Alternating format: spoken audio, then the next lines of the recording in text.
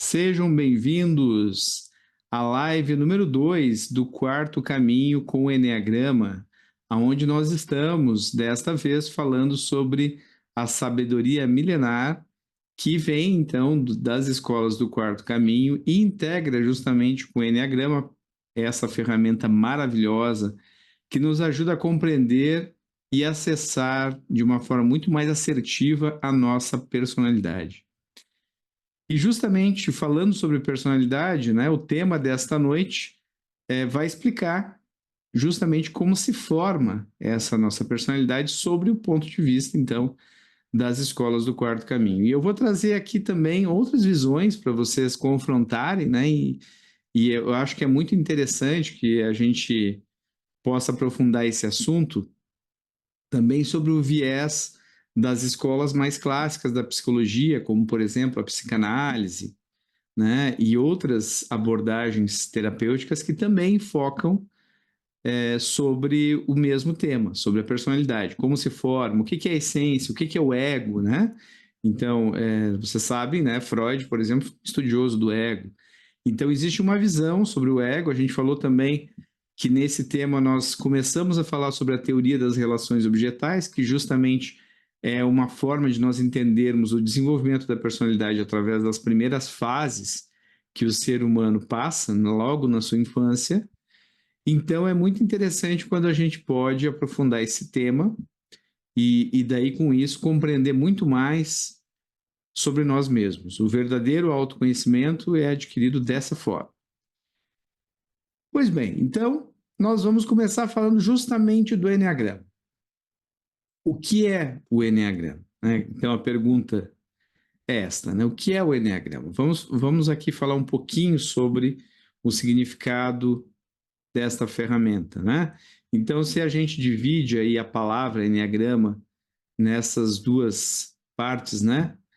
Enia vem de 9, gramos vem de figura. Então, é a figura dos 9. Dos 9 o quê? Dos 9 pontos. Os pontos que entram em contato ali com o círculo. Então, esse diagrama do Eneagrama, né, que vocês estão vendo aí na tela, ele justamente nos mostra que existe, então, 9 pontos que descrevem 9 personalidades, 9 formas de encarar o mundo, de ver o mundo, visões muito particulares da existência humana e de como nos relacionarmos com o mundo de uma forma geral. E esse eneagrama, ele acaba se transformando num mapa para o desenvolvimento psicoespiritual. A história do eneagrama, ela pode ser contada, ou ela começa de fato a ser contada, a partir deste grande filósofo contemporâneo de ascendência armênia-russa, que é o George Ivanovich Gurdjieff, o tão conhecido e famoso Gurdjieff, o criador das escolas do Quarto Caminho. Pode-se dizer que no início do século passado, Gurdjieff, que nasceu no final do século XIX e que realmente pôde trazer ao mundo parte do seu profundo conhecimento a partir do início do século XX. E foi aí onde ele acabou criando, né, a escola ou as escolas do Quarto Caminho. Ele fez um grandioso trabalho e é a partir, então, dos seus escritos, dos seus livros lançados, que o Eneagrama é apresentado pela primeira vez à humanidade. Então, se hoje, né, algumas pessoas têm acesso ao Eneagrama, compreendem essa ferramenta, que a gente vai falar um pouco mais nessa noite, se deve justamente à existência do Gurdjieff. Se não fosse ele, possivelmente nós jamais saberíamos do Eneagrama. E depois, então, do Gurdjieff ter lançado nos seus livros um pouco, né, falado um pouco sobre o Eneagrama, alguns dos seus discípulos diretos que tiveram contato com ele, lembrando que Gurdjieff desencarnou em 1949 na França, lá ele tinha uma imensa escola, né, uma escola realmente grande, gigantesca, né, que era chamado de Instituto para Desenvolvimento Harmonioso do Homem. E nesse instituto ele ensinava as pessoas a respeito do despertar da consciência, como a gente falou na semana passada, e ele utilizava o eneagrama de uma forma que era autoral, né, com os seus discípulos. Eu também me referi na semana passada, quando falei do Gurdjieff, eu disse que eu gosto de dizer, né, que ele é talvez o primeiro coach da humanidade, né? O coach é aquele profissional ou aquela pessoa que busca desenvolver outras pessoas, desenvolver no sentido de oferecer mentoria, ajudá-las a crescer, se desenvolver psicoespiritualmente. Gurdjieff cumpriu esse papel com os seus discípulos. E ele realmente tem uma história muito bonita nesse sentido. E como eu falei também na semana passada, e repito aqui, porque eu acho que nunca é demais repetir, tudo aquilo que existe hoje, em termos de livros de autoajuda, livros de psicologia do desenvolvimento, né, psicoespiritual, como a gente está falando aqui, bebe desta fonte, que é a fonte do quarto caminho. Se vocês confrontam os escritos de várias escolas, do gnosticismo, por exemplo, ele bebe completamente na fonte do quarto caminho de Gurdjieff. Então é lá que nós temos realmente pode-se dizer que é a origem fidedigna do quarto caminho. É ali que estão os textos iniciais que descrevem toda essa visão do ego, da personalidade, toda a visão também do eneagrama, como a gente hoje está aqui trazendo para todos vocês. Então, olha só, para a gente entender um pouquinho mais do eneagrama, nós precisamos mergulhar nessa ideia trazida por Gurdjieff, que ajuda a entender o ser humano, e que é uma visão muito específica dessa escola, das escolas do quarto caminho. E até mesmo quando a gente cita, né, que essa é uma escola do quarto caminho, a gente fica se perguntando assim, tá, mas já que esta é do quarto, como é que são as outras 3 escolas, né? E eu também citei na semana passada, que existem realmente 3 escolas, que pode se considerar escolas também clássicas na humanidade, que ensinam outras vias ou outros caminhos de desenvolvimento. Ao criar o quarto caminho, o que o Gurdjieff fez foi condensar o melhor dessas 3 escolas, e ele entendia também que para que o homem se desenvolvesse, o ser humano se desenvolvesse, lembram que ele fala no modo de falar do início do século passado. Então, falar do homem é falar do homem e da mulher. Hoje nós somos muito mais inclusivos ao falar, nós falamos do ser humano, né? Falamos para todos e para todas, né? Mas naquela época se falava do homem como referência ao ser humano em geral, né? Tanto o homem quanto a mulher. Então, se vocês leem os textos de Gurdjieff, vocês vão ver muito essa referência ao homem, mas ele estava falando, é claro, também da mulher.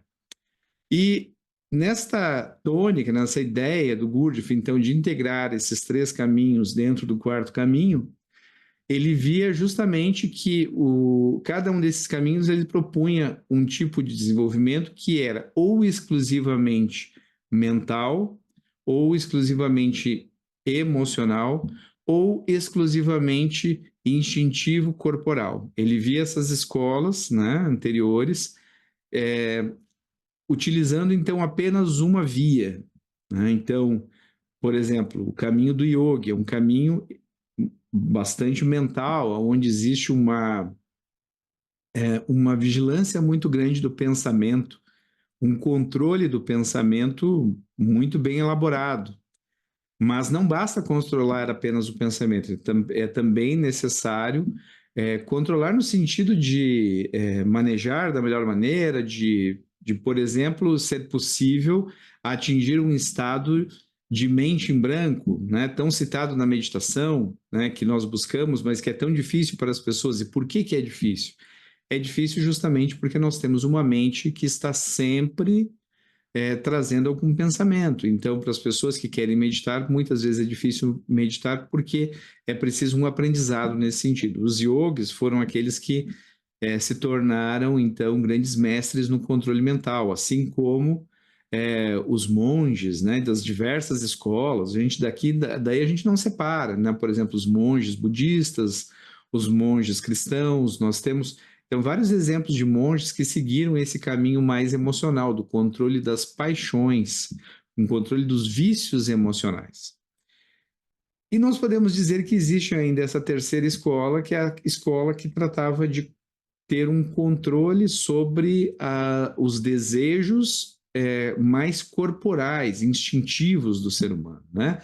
Então, justamente o que visava essa escola é fazer com que o homem tivesse condição, né, de controlar os seus instintos mais básicos e não se deixar levar por instintos que muitas vezes o faziam buscar um caminho diferente daquele que seria o caminho ideal. Muitas vezes, instintos que o colocavam até mesmo numa situação de cometer excessos, né, em todos os sentidos. Então, quando a gente vê aí o nome autopreservação sexual e social, os instintos ali, como vocês estão vendo, tanto em cima quanto abaixo, nós estamos falando dos instintos básicos do ser humano que justamente precisam ser vistos, né, colocados em um nível de equilíbrio suficiente para que nós possamos crescer, nos desenvolver. Então, o que Gurdjieff ensinava, justamente, e essa se tornou a principal, pode-se dizer, teoria do Enneagrama contemporâneo, é que nós temos 3 centros. E esses 3 centros, eles são habitados, pode-se assim dizer, por diferentes formas de pensar, de sentir e de atuar. Mas esses 3 centros, eles precisam ser cada vez mais trabalhados a ponto de que eles possam se desenvolver para trabalhar integrados. E com isso nós termos realmente um acesso dessas 3 dimensões. Bom, o Enneagrama explica também que a personalidade, ela costuma se fixar, né, nessa parte de baixo aí, né? E o nome de personalidade é dada para essa forma que nós temos de criar uma identidade para viver neste mundo, né? E quando isso acontece, a nossa consciência, ela se torna limitada por uma paixão, né, do ponto de vista emocional, e por uma fixação do ponto de vista mental. No centro emocional inferior, nós criamos uma paixão ou uma forma viciada emocionalmente de entender a existência, e no plano mental nós criamos uma fixação, que é a mesma coisa que dizer que nós criamos uma crença limitante central, uma só, bem forte e rígida, na qual nós nos baseamos para entender como o nosso eu é neste mundo. Aí que está, a visão da personalidade, ela é uma visão que nós precisamos entender, e a gente vai falar muito nessa live desta noite, porque realmente é talvez um dos temas mais difíceis de compreender pela maior parte das pessoas. Nós sempre nos identificamos com a personalidade muito, né? Na nossa experiência humana, até certo ponto, nós nos identificamos muito com a nossa personalidade. E a personalidade, ela é muito importante para a nossa existência. Nós precisamos formar uma personalidade para viver neste mundo e para ter uma noção de eu. Só que, assim como é ensinado na psicanálise, por exemplo, nós temos dentro da personalidade várias neuroses, né? Então, para a personalidade, não sei se todos sabem, né, mas o sujeito neurótico é o sujeito normal. Não é que a neurose seja considerada uma anormalidade, pelo contrário. Para a psicanálise, todas as pessoas do mundo são, no mínimo, neuróticas. A neurose, ela faz parte da condição humana normal, só que existem neuroses diferentes. E a personalidade, a partir da visão do Enneagrama, ela justamente explica como é cada uma dessas neuroses, como são essas 9 neuroses diferentes, que são, na realidade, 9 dores humanas, 9 formas que nós sofremos porque nós entendemos o mundo a partir daquela perspectiva. Então, essa mesma personalidade que nos ajuda a crescer e a ter uma noção de eu e nos situarmos nesse mundo, ela em algum momento se transforma em uma limitação. Então, o que pode se dizer é que, primeiro, nós precisamos de uma personalidade. Primeiro, ela precisa se desenvolver. Essa personalidade, ela precisa estar bem formada. Nós temos que ter esse senso do eu bem feito, bem produzido, bem delineado, né? Mas depois, com o passar do tempo, à medida que nós nos tornamos adultos, e principalmente aí, quem sabe, numa etapa um pouquinho posterior, a partir dos 30 anos, 35 anos, quando nós já temos, então, essa personalidade completamente formada, sentada, e já tendo adquirido, inclusive, tudo aquilo que ela buscava na sua experiência de ego, a partir desse momento, o que explica, então, Gurdjieff, as escolas do quarto caminho e basicamente todas as escolas de sabedoria, é que a partir deste momento nós costumamos entrar em uma espécie de crise existencial. E nós entramos nessa crise existencial justamente porque nós entendemos que não deve ser só isso o que nós tivemos até agora de experiência do mundo, não deve ser isso, só isso a nossa vida. A nossa vida deve ter algo mais. Alguma coisa parece estar faltando. São todas as pessoas que têm essa sensação? Não.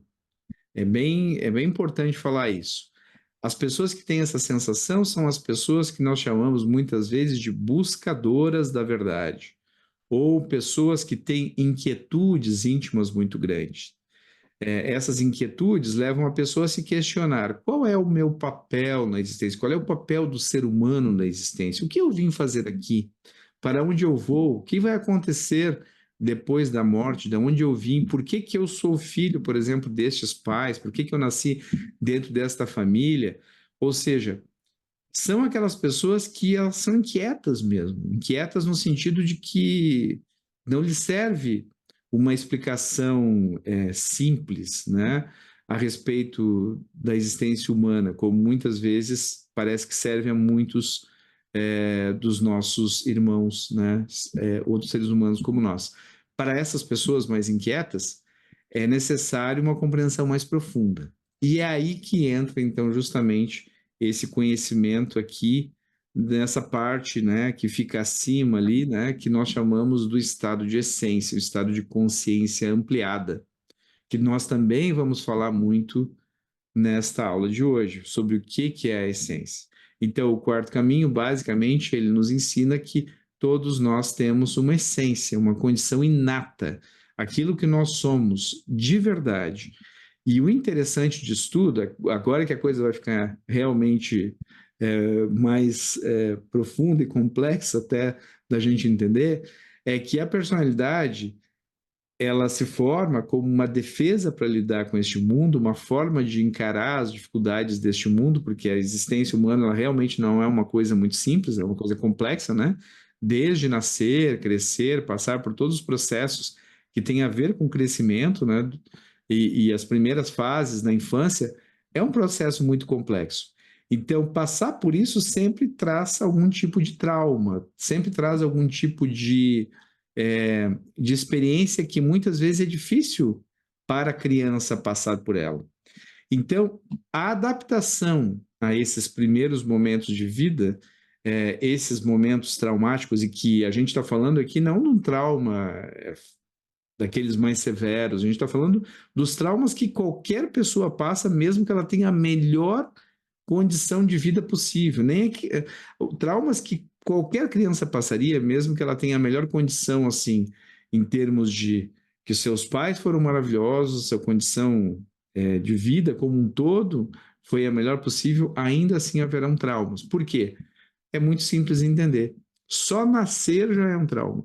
Né? Imaginemos, por exemplo, a criança sai de dentro do útero e vem para esse mundo. A gente não pode imaginar que isso não gera algum tipo de trauma na criança, né? Porque, afinal de contas, é sair de um mundo para outro, né? E existe uma adaptação a esse mundo que é necessário que seja feita nos primeiros anos de vida, né, e mais particularmente nos primeiros meses, a criança passa por um período onde ela precisa chorar para pedir algo que está faltando para ela. Muitas vezes esse choro não é compreendido, muitas vezes né, a criança sente frio e é interpretado que ela sente fome, né? Ou o oposto, né? Só para dar um exemplo aqui. Então, nós vemos que essa condição de vida da criança nos primeiros meses e anos, ela é uma condição que é bastante complexa, porque ela depende dos seus cuidadores. Então, é por isso que a gente fala que mesmo na melhor condição possível de criação, uma criança ainda assim desenvolverá traumas. Esses traumas mais leves, né, a gente chama de traumas de desenvolvimento. E esses traumas foram também estudados dentro da psicanálise, dentro das fases, né, em que a criança se desenvolve nos primeiros anos de vida. Uma das maiores estudiosas desse assunto é a Margaret Mahler, né, que escreveu inclusive um livro muito famoso nos anos 70, mais especificamente no ano de 1975, falando sobre o processo de individuação da criança em relação à mãe. Então, a criança, no início, quando ela vem para esse mundo, ela acha que ela está em simbiose com a mãe, ela precisa passar por um processo de individuação para que ela desenvolva um senso de eu e, portanto, uma personalidade e entenda, então, que ela é um ser humano diferenciado da mãe. Então, esse processo é um processo traumático. Dentro daquilo que eu estou explicando para vocês aqui, eu acho que está dando para vocês entenderem também. E aí, como eu falava, por que eu falava que as coisas ficam complexas nesse processo todo? É que a personalidade, ela nos distancia, na verdade, da nossa essência, nos distancia daquilo que nós verdadeiramente somos. E a gente vai ver aqui nessa ideia do Eneagrama, né, que hoje a gente vai começar uma introdução aqui para vocês, é que justamente a personalidade, ela se torna o oposto da nossa essência. Então, quando a gente faz um processo de autoconhecimento e a gente descobre qual é a nossa personalidade, na maioria das vezes a gente está descobrindo não é aquilo que a gente é aquilo que a gente se tornou, e aquilo que fez com que a gente se afastasse de quem nós verdadeiramente somos. E é por isso que no terreno superior, né, como diz aí no próprio slide, né, nós acessamos o mental inferior, onde nós acessamos as ideias santas ou ideias superiores, né? Ideia santa é um termo original dos criadores do sistema do Eneagrama, e por isso nós respeitamos aqui e utilizamos o mesmo termo. Assim como o outro termo que diferencia-se de paixão é o termo virtude. E daí nós, inclusive, encontramos uma similaridade muito grande com as sabedorias, por exemplo, uma das maiores, talvez, da humanidade, que nós estamos mais habituados em nossa experiência com religião, que é o cristianismo. O cristianismo ele fala claramente que o objetivo do homem no seu crescimento, do ser humano, né, é a transformação do vício em virtude. Paixão é vício, vício emocional. Então, se uma pessoa ela quer crescer, ela quer se desenvolver, ela quer trabalhar os seus pecados, né, que é outro ponto, né, visto dentro do cristianismo, em todas, pode-se dizer, em muitas das religiões, ou escolas de sabedoria, ela precisa entender quais são esses vícios para convertê-los em virtudes. Né? Vícios são convertidos em virtudes. Então, o estado de essência, o estado verdadeiro nosso, o estado do nosso eu real, do nosso eu superior, são termos que se assemelham, né, quando são citados dentro de escolas, né, eles querem dizer o mesmo que essência, embora nós prefiramos utilizar o termo original e o termo que ele é o correto de ser utilizado, vamos dizer assim, porque eu superior ou eu real dá uma noção de eu, como se fosse uma outra instância do próprio ego, e a essência não é ego, a essência ela é pura, ela é imaculada, ela é perfeita e ela é o que nós verdadeiramente somos. Nesse estado de essência, exatamente como prevê essa seta que está aí acima, ao lado, melhor dizendo, nós estamos no nível de consciência máximo, ampliado, né? Então, para nós fazermos aquilo que nós chamamos de trabalho interior, e que significa crescer, entender as nossas neuroses, nos desenvolvermos, nos aproximarmos de quem nós verdadeiramente somos, nós precisamos sair do estado da personalidade, primeiro compreendendo como esse estado como ele se formou, porque a natureza não dá saltos, né? Então nós não vamos de uma hora para outra passar nos tornar, por exemplo, pessoas completamente conscientes, despertas, sem que nós tivéssemos compreendido como nós nos aprisionamos nas neuroses da nossa personalidade. Então, primeiro nós criamos uma personalidade, ela é boa para nós, ela é importante para nós, ela precisa existir, mas depois de um tempo na nossa existência, é importante olhar para essa personalidade no sentido de rever tudo isso que nós formamos, esse conteúdo que nós formamos, fazendo com que essas neuroses não nos aflijam mais. E ao fazer esse trabalho, esse lindo trabalho, né, esse trabalho maravilhoso, que é justamente uma das coisas que as escolas de sabedoria, pode-se dizer que todas elas ensinam a fazer ao seu modo, né? Para fazer tudo isso, nós fazemos o tal do trabalho interior e, dessa forma, nós nos aproximamos cada vez mais da nossa essência. Então, olha só, isso é apenas uma introdução a esse tema aqui. E é uma introdução que nós falamos, né, sobre personalidade, essência e ego, né? Então, nós precisávamos falar desse todo inicialmente, agora nós vamos falar em partes. Vamos falar primeiro da personalidade para a gente entender. A gente já entende, né, por essa forma aqui de decompor, digamos assim, né, essa palavra personalidade, e de olhar a etimologia dela, a origem dessa personalidade, né, ou dessa palavra, e nós vemos que ela vem do latim e significa, no final das contas, máscara. Então, bom, se é uma máscara, eu acho que está bem claro de que uma máscara, ela quer exibir algo que é irreal até certo ponto. É uma forma de nós expressarmos algo que não é aquilo que é a nossa verdade, realmente, né? Então, o que é a personalidade? A personalidade, ela representa um campo morfogenético. E esse termo, né, eu quero trazer aqui para vocês, que é um termo muito utilizado dentro das constelações sistêmicas, né, o campo morfogenético, para quem já ouviu falar, ele se refere a um campo de informação, né?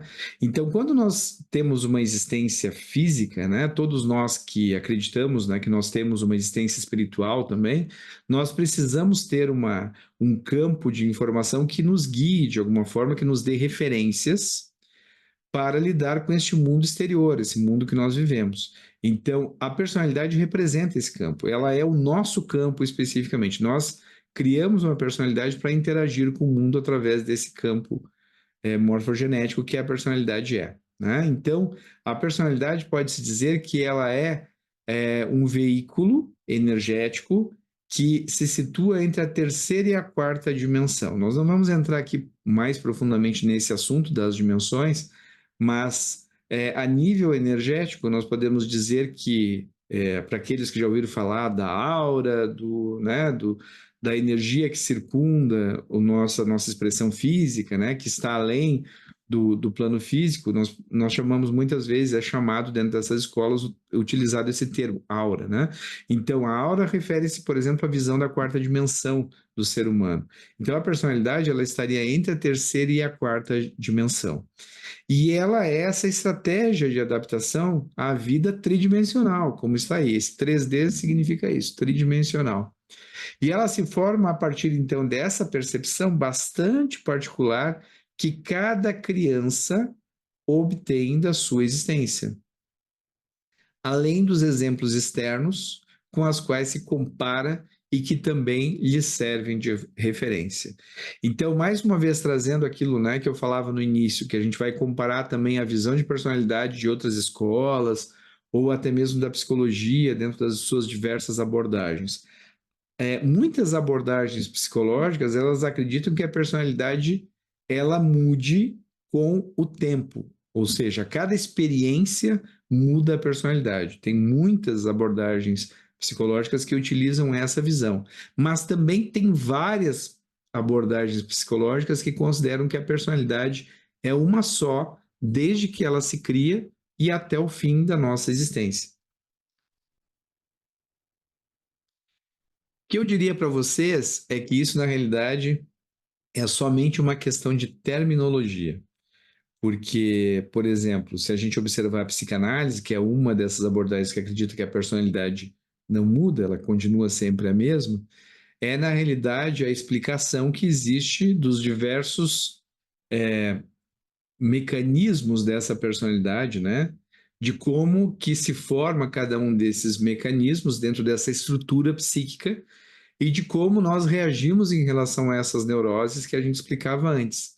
Então, uma personalidade que se torne menos fixa e, portanto, mais maleável, uma personalidade que se torne mais capaz de se flexibilizar em relação ao mundo, às demais pessoas, aos seus conceitos originais, essa personalidade, ela cresce e se torna diferente. Mas cresce o seu nível de consciência, cresce, né, o ser humano em seu nível de consciência. Não é que a personalidade mude, ela apenas se aperfeiçoa, mas continua exatamente a mesma, de uma forma mais flexível do que anteriormente ou do que inicialmente ela havia se tornado. Então, como falávamos, né, e para entender bem essa questão da formação da personalidade, ela se forma principalmente nos primeiros 7 anos de vida. E daí o que ocorre nessas primeiras fases? Eu falava um pouco da diferenciação da Margaret Mahler, que eu citei agora há pouco atrás, né? Então o que acontece nesses primeiros anos de vida? É necessário que a criança perceba que ela é um indivíduo separado da mãe e que ela pode ser um indivíduo por si só e ela pode ter força, ela pode se sentir com valor, né? E que ela pode ter essa experiência única sendo um ser humano no mundo e sem a necessidade de proteção o tempo inteiro da mãe ou dos cuidadores que estiverem ao redor dela. E é justamente essa experiência que a criança passa nos primeiros anos, principalmente nos primeiros 3 anos de vida, e depois continua também em outras fases, né, que vem logo depois, e Freud também descreve, né, dentro da psicanálise, diversas fases, né, a fase oral, a fase anal, né, a fase fálica, como fases desses primeiros 7 anos, importantíssimos para a formação da personalidade da criança. Durante esse período, o ego vai se formando, o ego, então, precisa se formar. E o ego, que a gente vai falar um pouco mais dele daqui a pouco, o ego ele é aquele que nos dá, então, cada vez mais uma noção de eu, como a gente falava aqui. Mas o ego ele não é único. Essa é uma característica importante da gente entender também. O ego ele é multifacetado, ele é múltiplo. Então a personalidade ela é única, mas o ego não. Então o ego ele acaba sendo organizado de uma certa forma pela personalidade. Então a personalidade tem essa função. Um termo que é utilizado dentro do quarto caminho para entender a função da personalidade é dizer que ela é uma secretária e que ela vai administrando as funções do ego, dessa estrutura psíquica, para que ela se forme de uma determinada maneira e depois também essa pessoa, esse ser humano, essa criança, né, vai crescendo, vai se desenvolvendo e cada vez mais ela vai tendo uma noção dessa personalidade e se identificando com ela de uma certa forma. Então é por isso que nós nos identificamos com a personalidade. Só que nós não somos só essa personalidade. Aí é que está. Nós somos também outras instâncias. E entender essas outras instâncias é importante para que a gente possa entender esse conteúdo todo aqui. Já falamos um pouco da essência, como essa coisa inata que nós temos dentro de nós, vamos voltar a isso também, mas agora que nós já introduzimos o ego. Então, essas duas forças, nós podemos dizer que elas são opostas dentro de nós, né? Elas criam aquilo que também, dentro da linguagem do quarto caminho, se torna um paradoxo entre personalidade e essência ou entre ego e essência, né? Que seria basicamente dizer também a mesma coisa. Ou seja, nós ficamos divididos, né, entre a ação dessas duas forças dentro de nós. Como nós falamos antes, a essência representa tudo aquilo que nós somos de verdade, tudo aquilo que originalmente nós somos. O maior exemplo disso, uma das maneiras talvez mais fáceis de nós percebermos isso, é observar uma criança enquanto ainda bebê e principalmente até os 2 anos de idade, que é quando essas primeiras fases, né, ainda estão muito ainda no processo inicial de desenvolvimento da personalidade e, portanto, a personalidade não está formada, né? E a criança nessa etapa, ela ainda é pura expressão da essência. Então, quando nós olhamos um bebê até os 2 anos de idade, na maioria das vezes nós enxergamos essa beleza da expressão pura da essência. Infelizmente, nós vamos ver que isso vai se perder com o passar do tempo, porque embora a essência possa ainda continuar se desenvolvendo, principalmente até os 7 anos, né? Depois disso, é muito raro que aconteça da essência continuar se desenvolvendo. O que acontece, então? O que acontece é que, infelizmente, não existe um equilíbrio nesse processo, né? O que deveria acontecer, né, está aí na tela. A essência e a personalidade deveriam crescer paralelamente. Isso aconteceria, é claro, se houvesse um conhecimento ou uma educação fundamental, digamos assim, a respeito disto que nós estamos justamente buscando trazer aqui, desse conhecimento milenar, universal, perene, né, que deveria estar ao alcance de todos, talvez muito mais importante do que algumas matérias que a gente aprende no fundamental. Essa seria a verdadeira educação fundamental, né? Pelo menos uma parte dela que nós precisaríamos ter. Mas é claro que a gente sabe muito bem que isso não acontece na prática, né? Por várias razões, né? Que não vem ao caso que nós entramos nesse debate nesta noite, mas que realmente o que acontece na prática, infelizmente, é isso. A essência e a personalidade, elas acabam tendo, então, nesse momento, um afastamento, né? Uma deixa de crescer e a outra ou estanca no seu processo, né? Fica ali, né? Permanece sendo a essência que nós temos, cada um de nós tem a sua, mas ela fica como que estancada, né? Nesse ponto aí da infância. E muitas vezes o resgate dessa essência, né, é aquilo que nós chamamos de resgate da criança ferida. E o que cresce? Né? O que cresce de verdade? Né? O que cresce e o que se alimenta cada vez mais, e que a gente alimenta, né? Pode-se dizer assim, cada vez mais a partir daí, é o nosso ego. Né? O ego que vive dentro da personalidade, o ego que é, digamos, secretariado pela personalidade, que é manejado, né? Organizado pela personalidade. Então, o ego ele pode ser visto através dos nossos pensamentos, daquilo que nós dizemos, que nós acreditamos. Todas as nossas contradições nos ajudam a entender o ego. Por exemplo, olha, uma pessoa, em um determinado momento, ela pega e diz assim: eu quero muito começar a fazer academia. E daí vem um eu muito forte dentro dela e diz: eu quero fazer academia, eu quero começar a cuidar da minha saúde, cuidar do meu corpo, eu vejo que é importante para mim. Então, tem vários argumentos que defendem que essa pessoa comece a fazer academia, comece a fazer atividade física. Mas logo então vem um outro ego e diz para ela: não, para que você vai fazer academia? Não, você não gosta disso, você não gosta né, de fazer exercício, você gosta mesmo de ficar em casa, você gosta mesmo de ficar olhando Netflix, né? Você gosta de fazer outras coisas, né? Então vem essa contradição. O ego, ele não é unificado, nós temos diversos eus dentro de nós. E é por isso que o ser humano ele não tem constância, por isso que o ser humano muda tanto de ideia. O mesmo eu, por exemplo, que hoje gosta muito de uma pessoa, se apaixona, às vezes, por exemplo, num relacionamento íntimo, depois ele pode ser substituído por um outro eu, por um outro ego, que diga para ele que ele já não ama mais, né? Porque até mesmo aquela visão de amor que nós temos, muitas vezes ela é distorcida, né? Por essa operação do ego. Então o ego, ele realmente responde por diferentes formas de pensar, diferentes formas de sentir, né? E diferentes formas de atuar na nossa experiência enquanto seres humanos.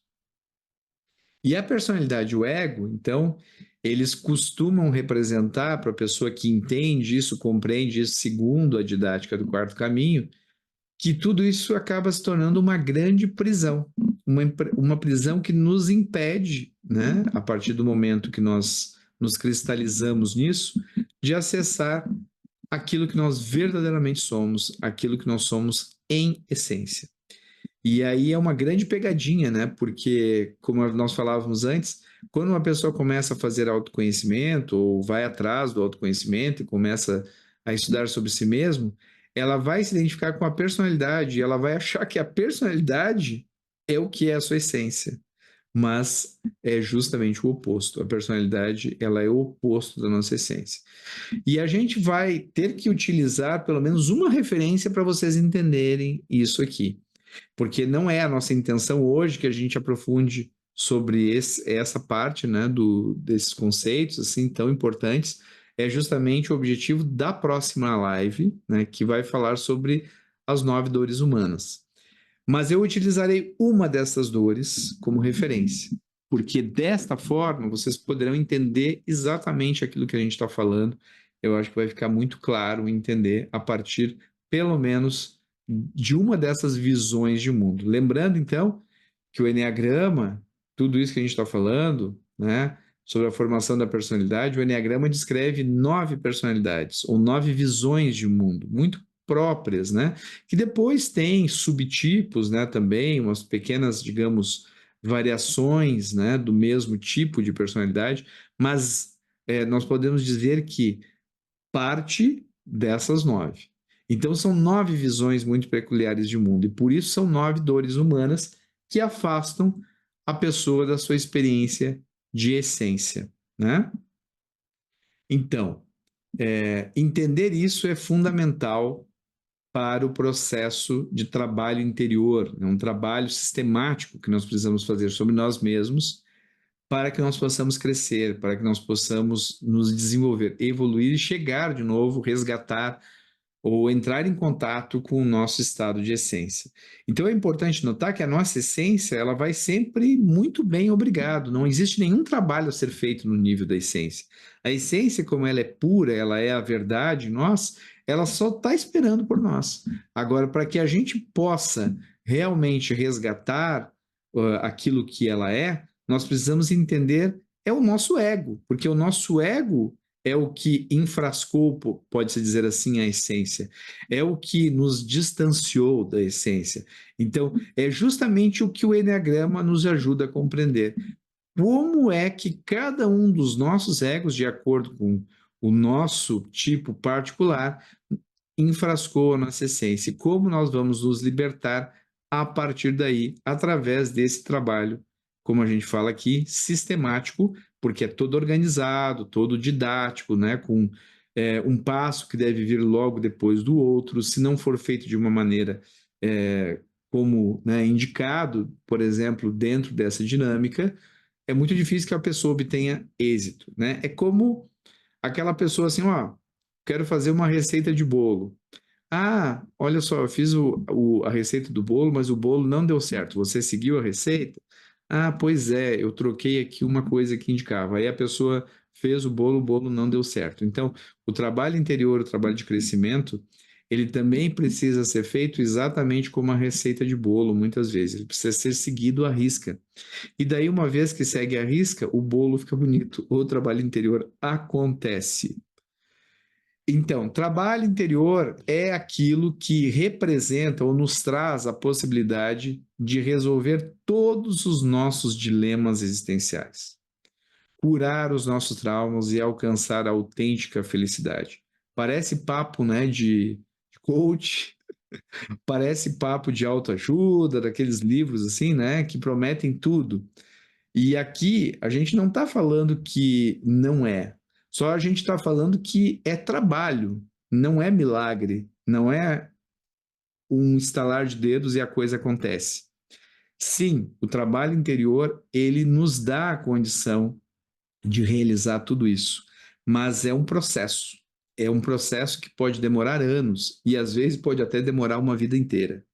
Mas se nós levarmos em consideração que algumas pessoas, ou a maior parte das pessoas, na realidade, chega no cenário, né, final da sua existência com muitas coisas a resolver, quanto antes a gente começar a resolver as nossas questões, melhor, mais a gente vai alcançar ou nos aproximar do nosso estado de essência, e isso é claro que nos traz um acesso cada vez maior a esse sentido de sermos felizes. Coisas que a gente gosta muito de falar aqui, porque é uma das pesquisas que foram feitas sobre o ser humano, né, que indica que a única coisa na qual todos os seres humanos convergem e acreditam é que todos queremos ser felizes, todos queremos alcançar felicidade. Então, se é uma, uma regra, se é um pensamento uníssono, se todos concordamos a respeito disso, então é importante saber que essa felicidade ela não vem sem esforço, ela não vem sem trabalho. Então, não é só um papo de coach no sentido de que é rapidinho e faça e seja grato pela vida e tudo mais e as coisas vão acontecer. É realmente um trabalho sistemático. E nós vamos falar um pouco desse trabalho nessa noite. Nós vamos explicar digamos assim, a visão de fora, como se fosse um mapa, né? Falando, né, do passo a passo, dos 7 passos que a gente descreveu aqui, mas esse trabalho para ser feito, ele precisa ser feito dentro de um ambiente seguro, né, dentro de um sistema. A gente vai falar ainda muito sobre isso, vamos falar mais especificamente na última das lives, das 4 lives que nós estamos fazendo aqui, quando nós vamos falar da didática que o Quarto Caminho nos ensina e nos orienta, que realmente poderá dar total resultado nesse sentido e nesse objetivo que nós estamos falando aqui. Então, aí estão os 7 passos, né? E nós vamos começar a falar um pouquinho sobre eles, né? A primeira coisa que nós precisamos fazer, é muito importante que se faça, é dividir a nossa atenção. A divisão da atenção, como está aí colocada para vocês, entre observador e observado, ela nos ajuda a entender que nós temos essa forma dicotômica de pensar. O que significa esse termo? Que nós a toda hora estamos pensando coisas diferentes. Que nós não somos seres que têm um pensamento único. O nosso pensamento, uma hora nos leva para uma coisa, outra hora nos leva para outra. Nós começamos uma coisa que parece muito bem, às vezes um empreendimento, né? Por exemplo, uma empresa, daqui a pouco as coisas vão mal, porque nós já não temos a mesma energia, não temos o mesmo foco. Então, nós precisamos começar a nos dar conta de verdade de como nós somos pessoas que somos discordantes conosco mesmos, com as nossas próprias ideias, como nós temos realmente diferentes formas de pensar que mudam a todo momento, e não é só o pensar, é o sentir, é o agir, porque nós somos guiados por esses diversos eus dentro de nós. Então, e são diversos eus porque nós podemos dividir e dividir e dividir muitas vezes. Mas eu falava que eu ia pegar um exemplo para a gente analisar aqui, uma dor humana especificamente. E essa dor humana que nós vamos colocar aqui dentro desse cenário, explicar para vocês, ela é uma dor, né, que talvez seja eu considero que é talvez das maiores referências, assim, né, e talvez até uma referência que nos ajuda a compreender o sentido da própria existência humana, né? Então, talvez seja uma das formas de entender também o todo dessa sabedoria, né? Que é a sabedoria milenar do Quarto Caminho e o seu propósito de existir. Então, dentro dessa didática, nós vamos falar sobre a dor daquele que é o tipo 1 do Eneagrama. O tipo 1 do Eneagrama, então, ele tem uma dor que tem a ver com querer ser uma pessoa perfeita, querer alcançar a perfeição. Se nós fôssemos ver lá, lembram lá no início, quando a gente mostrou aquele diagrama que mostrava a essência, a personalidade lá embaixo, a gente falou que tem as ideias superiores ou ideias santas. Então, na ideia santa do tipo 1 do Enneagrama, ele busca a perfeição. Só que essa perfeição que ele busca em essência não é a perfeição deste mundo, porque neste mundo não existe a perfeição. Então, ele se torna uma pessoa, essa pessoa do tipo 1, se torna uma pessoa que fica querendo buscar a perfeição em si mesmo, essa perfeição no mundo, a perfeição nas demais pessoas, e que fica muito incomodada quando percebe que as outras pessoas, elas não têm essa mesma orientação que ela, né? As outras pessoas que não são, então, do tipo 1, que não têm esse perfil de personalidade específico, talvez elas não estejam muito preocupadas em serem perfeitas ou em fazer as coisas mais perfeitas, ou de ser um símbolo, um modelo de perfeição. Essas pessoas, elas vivem a sua existência, até mesmo admitindo, muitas vezes, que são seres humanos, que tem uma parte nossa que é mais animal e que, portanto, atender alguns instintos básicos, né? É importante, como, por exemplo, o instinto de autopreservação, o instinto sexual. E essas pessoas, quando elas entram em contato, por exemplo, com a sua parte mais animal, pode ser que elas sintam que essa parte não é legal, que elas não se identificam com ela, ou que mesmo elas não se permitem ter acesso a essa sua parte mais animal, essa sua parte mais, digamos assim, mais mundana, né? Que tem a ver com as experiências mais físicas, mundanas, ou experiências mais concretas deste mundo. Então, essa pessoa, muitas vezes, ela busca uma perfeição que não é deste mundo, como a gente falava, uma perfeição que não é possível de ser encontrada aqui. E ela fica muito magoada, muito chateada, muito ressentida. Esse é o termo, inclusive, que explica exatamente o que acontece na fixação do tipo 1 do Eneagrama. Essa pessoa ciente de ressentimento, que é uma dor muito grande, porque as outras pessoas não fazem o que é correto, porque as outras pessoas não se preocupam em fazer o seu melhor, porque eu aqui, né, que sou um tipo 1, eu dou.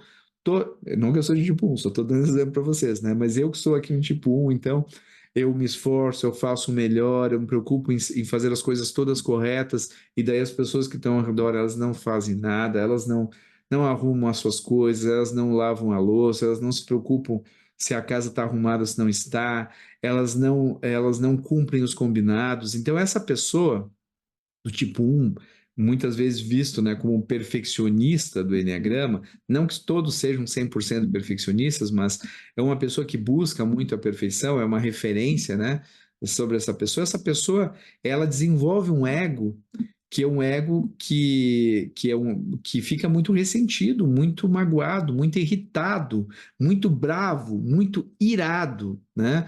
Com tudo aquilo que se distancia da perfeição, acreditando, ao desenvolver essa personalidade, que isso é o que ela é, acreditando que isso é o que faz sentido para ela. Se você provavelmente perguntar para uma pessoa do tipo 1 qual é o sentido da sua existência, provavelmente essa pessoa imaginaria, ou diria, né? Não imaginaria só, ela diria mesmo, porque ela sente isso, que o objetivo dela na existência provavelmente é o de aperfeiçoar as coisas, né? É o de tornar esse mundo melhor e tudo mais. E não é que não seja, né? De fato é. Mas as vias, né? A forma como o tipo 1 normalmente costuma buscar isso é que acaba não dando resultado, né? Pelo menos não dá o resultado que ele espera, na maioria das vezes. Porque assim como normalmente nós falamos da personalidade, que ela tem uma crença limitante, uma das coisas que nós falamos sobre a crença limitante também é que a crença limitante ela precisa se autoafirmar, ela precisa se provar, digamos assim. Então a crença do tipo 1 é de que esse mundo ele é cheio de erros, ele é imperfeito e que as pessoas elas não estão preocupadas, como a gente falou, em fazer as coisas da melhor maneira, da maneira correta.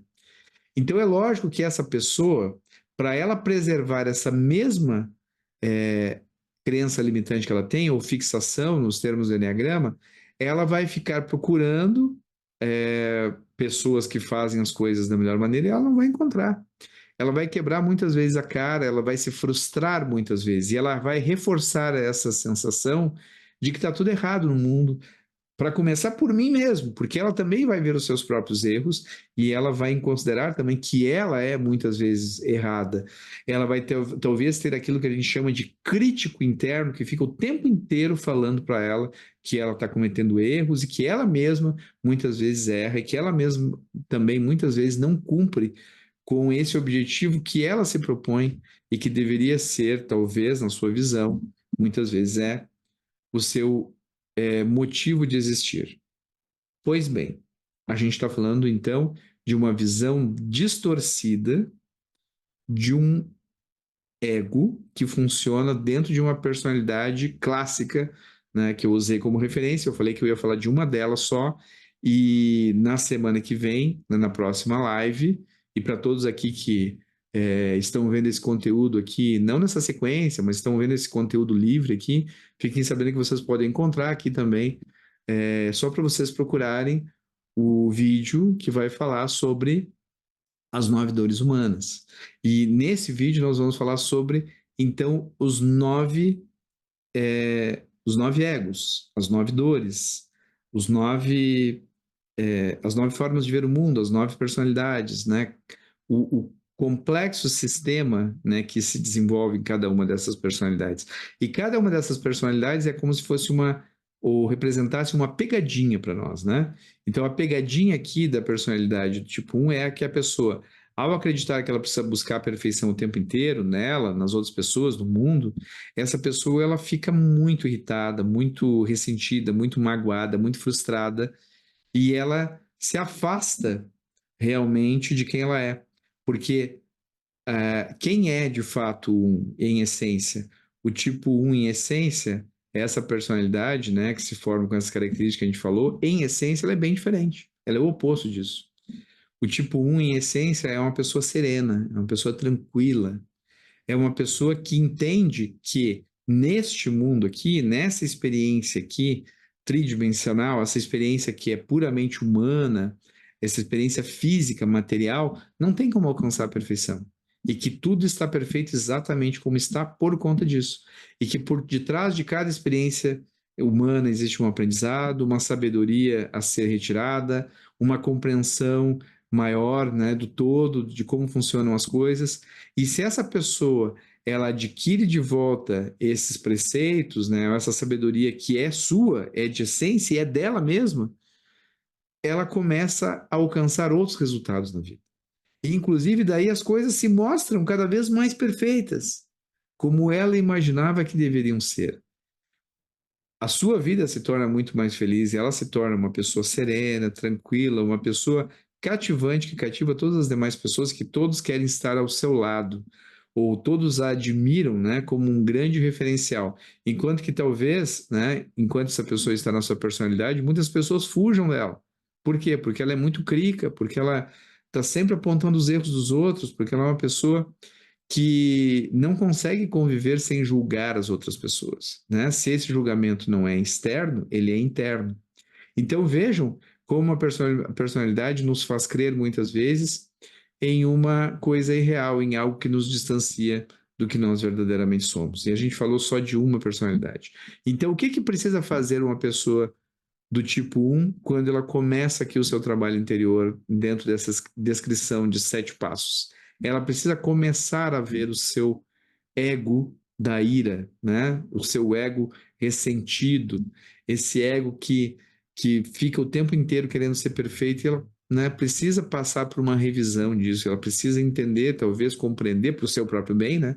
Porque é para isso que a gente fala aqui que alguém precisa, né? Porque é uma escolha de cada um, né? É livre-arbítrio, né? Como a gente fala muitas vezes. Então, se essa pessoa quer de fato crescer, evoluir, ela precisa alcançar a serenidade. E talvez alcançar a serenidade seja muito mais fácil para essa pessoa do que ela imagina, porque isso é seu, de essência, né? Então, se ela se esforçar, o esforço, é claro, precisa existir, como a gente sempre falou, porque é um trabalho e exige esforço.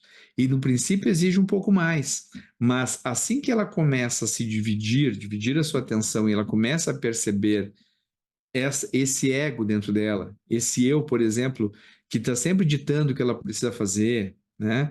Dizendo o que é a forma mais correta, que aponta os erros nas outras pessoas, no mundo, que faz ela julgar os outros.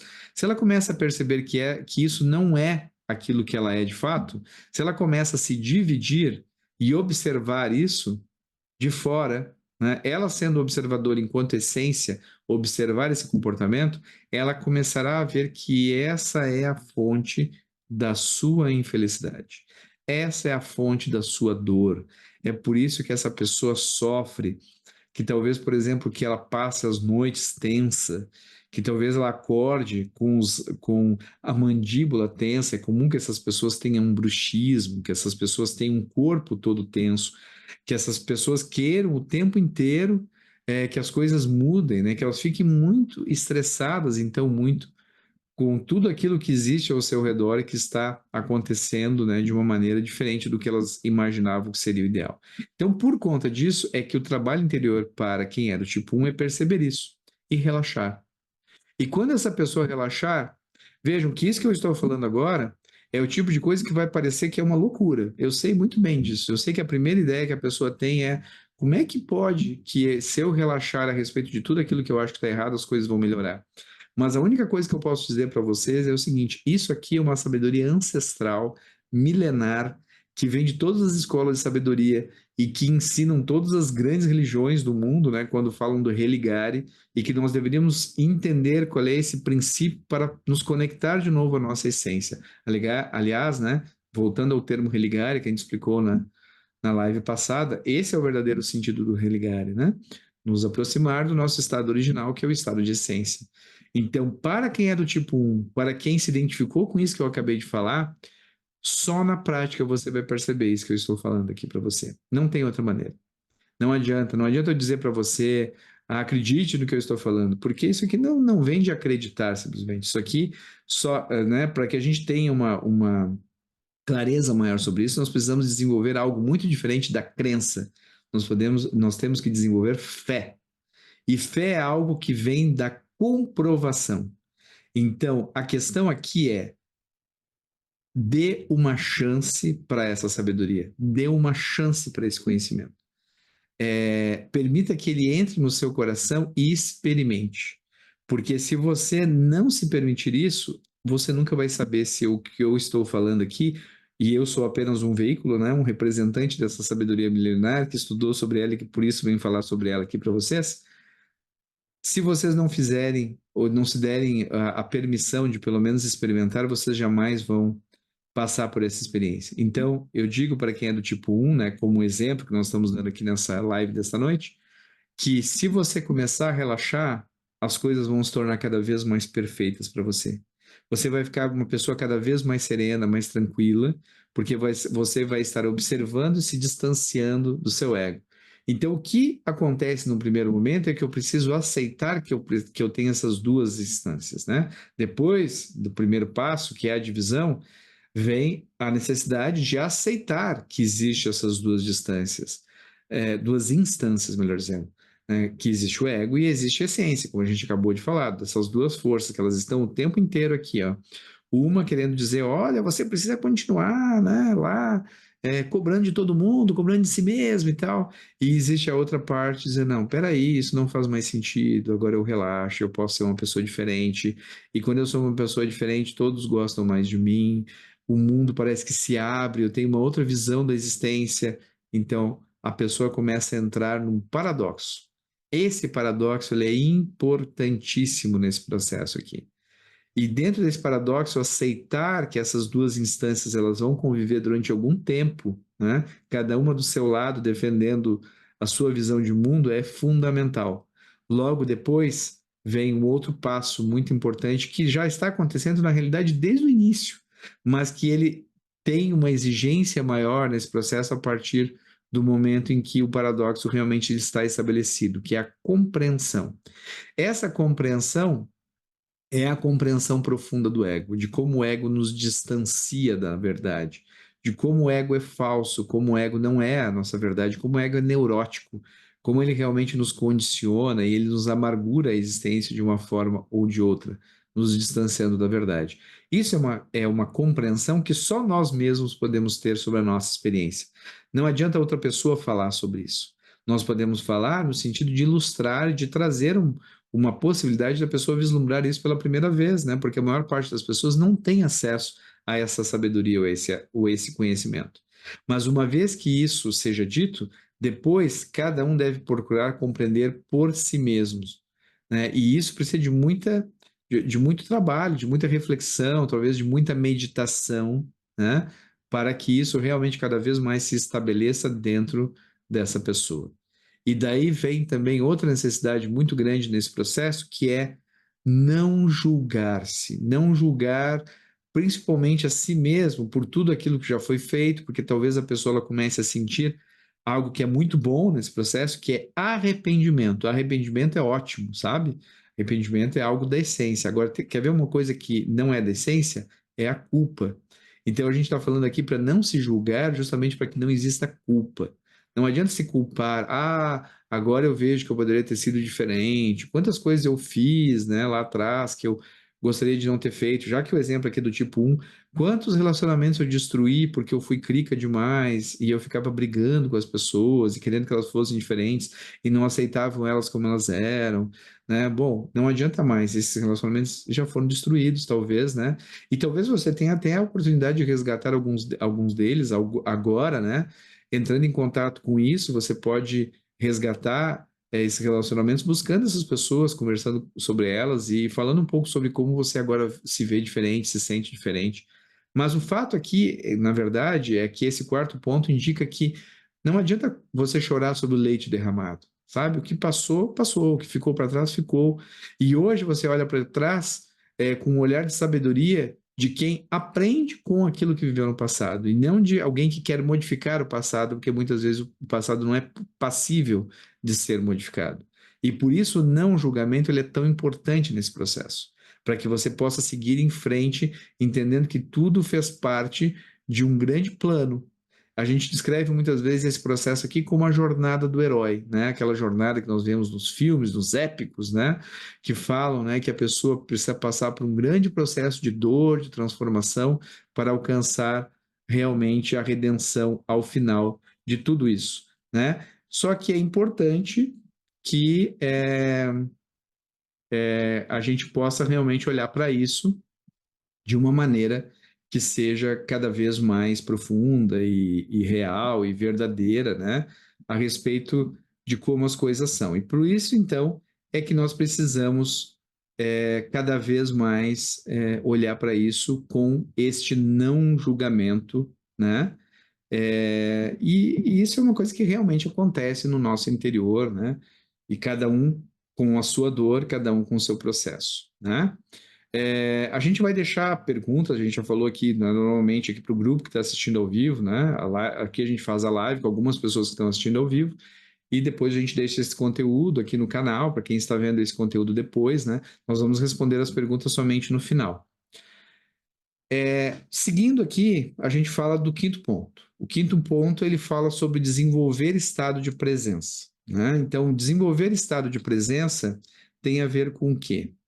Cada vez que nós entramos em contato com o nosso, com esse nosso ego, né, e nos dividimos e fazemos esse processo de entender o paradoxo, né, que nós vivemos, né, que é justamente uma hora pensar de uma maneira, outra hora pensar de outra, nesse momento em que nós já estamos entrando em contato com a nossa essência, lembrem do seguinte, ó, a essência é o que nós verdadeiramente somos. Então, olha só, o tipo 1 que a gente acabou de falar aqui, ele ao mesmo tempo é essa pessoa que se cobra, que cobra dos outros, que é muito irritado, e ao mesmo tempo ele é serenidade pura. Então, imagine uma pessoa que vai ficar dividida entre uma coisa e outra. Só que eu gosto muito, inclusive, de utilizar esse exemplo do tipo 1, porque é fácil de perceber o seguinte, ó, como é que nós vamos alcançar a serenidade? Uma pessoa do tipo 1 vai alcançar a serenidade?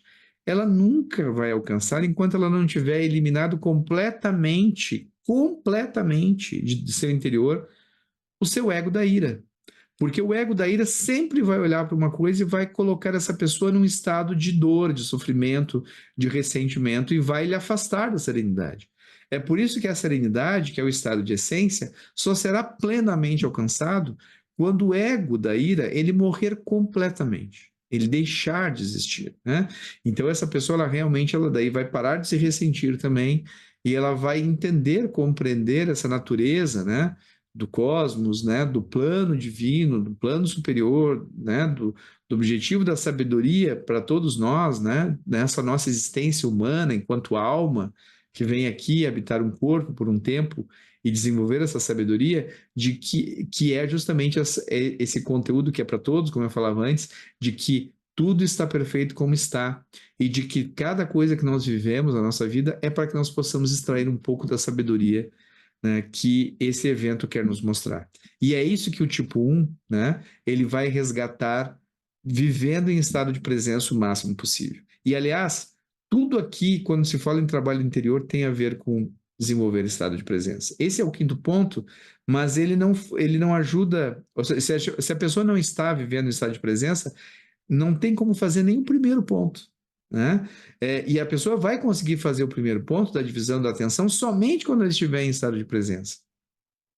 E por que nós colocamos aqui no quinto ponto? Porque nesse quinto, isso se torna fundamental para que o processo ele continue, a pessoa não estanque, e para que ela chegue, né, ao final desse trabalho com o máximo possível de resultado.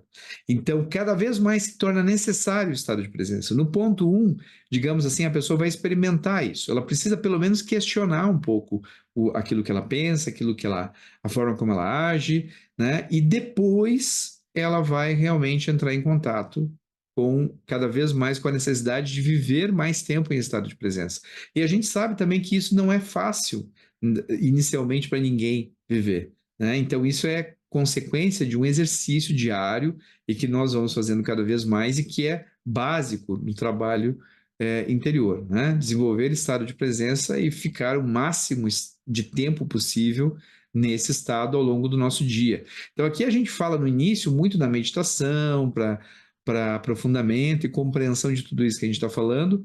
Só que depois, no ponto 5, a gente pode dizer que a meditação ela deve ser transferida para a nossa existência enquanto nós estamos em estado de vigília. Ou seja, enquanto nós estamos acordados, tentar estar quase como se nós estivéssemos em uma meditação com os olhos abertos enquanto a gente caminha, enquanto a gente trabalha, enquanto a gente entra em contato com as pessoas, a qualquer momento do dia, que é simplesmente o fato de não estarmos em função de crenças ou de emoções negativas que nos tiram, então, desse momento presente, que é o verdadeiro momento que a gente pode chamar de vida.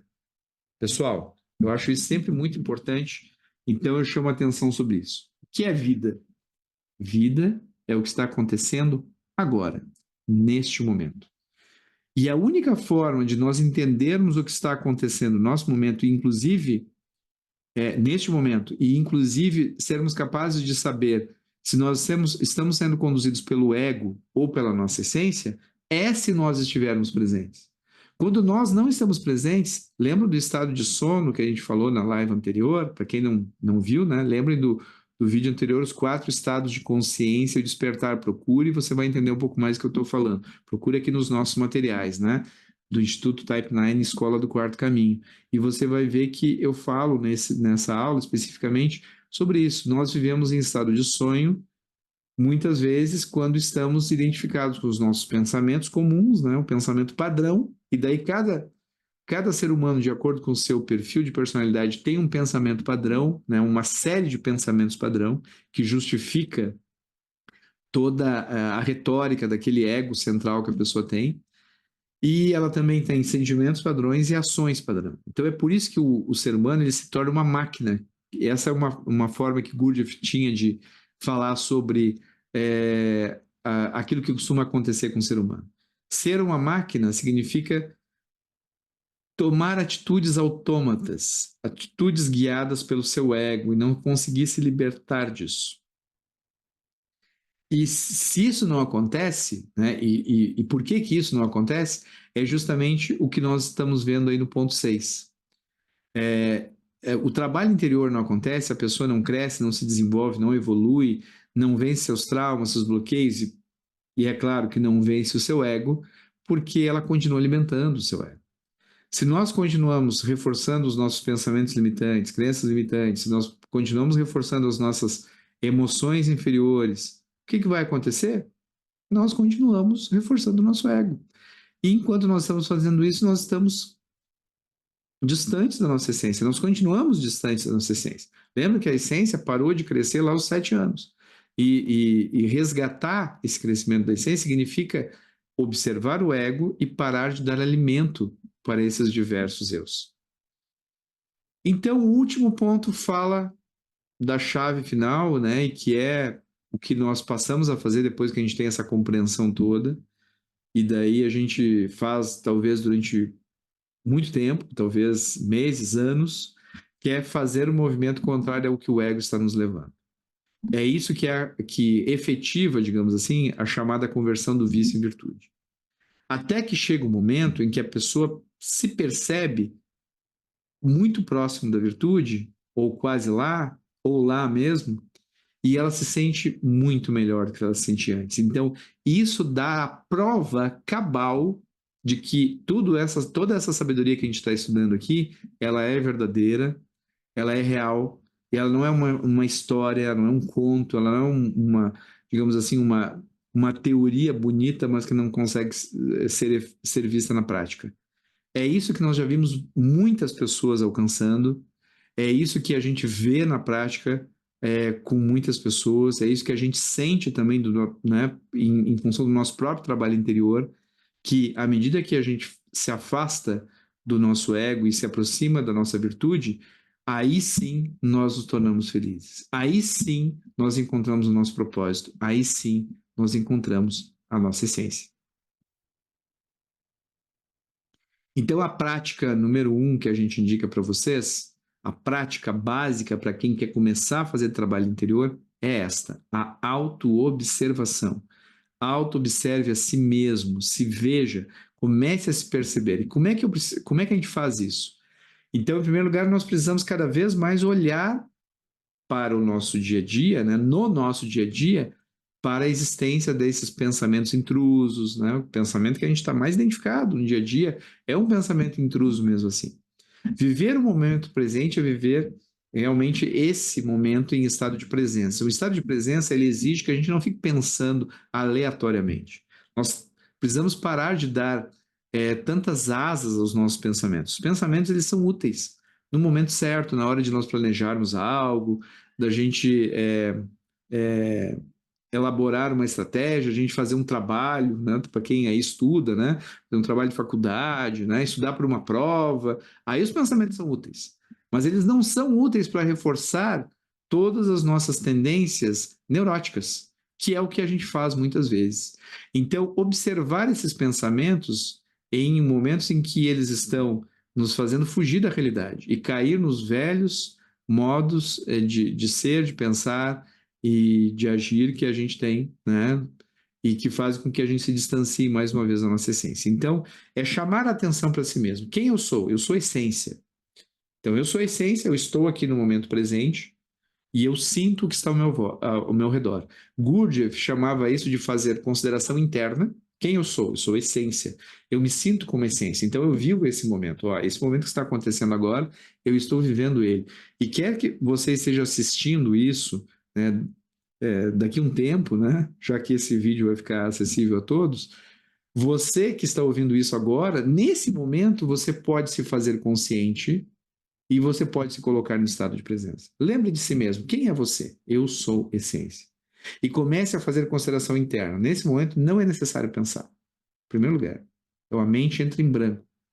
As emoções, eu espero que elas já estejam até sob controle, você esteja sob controle dessas emoções. Se não estão, talvez você precise respirar, né? Se você está ansioso, respire. O antídoto número 1 para a ansiedade é respirar profundamente. Respira fundo, enche o pulmão de ar, solta esse ar, relaxa e entra em estado de presença. E daí você começa a sentir o ambiente ao seu redor. Aí você faz consideração externa, além da consideração interna, e você começa a perceber: meu Deus, isso é a vida, é o que está acontecendo agora. Aqui, isso é a vida. E a vida é uma coisa linda, maravilhosa, a experiência da vida. E eu não preciso ficar condicionado por nada, por nenhum pensamento limitante, por nenhum sentimento negativo que me afasta da experiência real.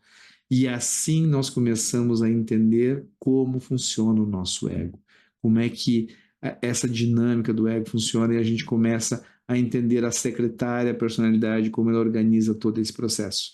E isso é apenas o primeiro passo, mas é fundamental que a gente comece por aí. Não adianta querer pular etapas. Esse é o primeiro passo e esse passo deve ser seguido. Na semana que vem, para quem está assistindo as lives aqui, dando sequência a esse processo, nós estamos em 2024, hoje é 11 de junho de 2024, e nós estamos numa sequência de 4 lives. Para quem não assistiu a primeira e quer ver esse conteúdo aqui em ordem, assista a primeira live que fala dos 4 estados de consciência.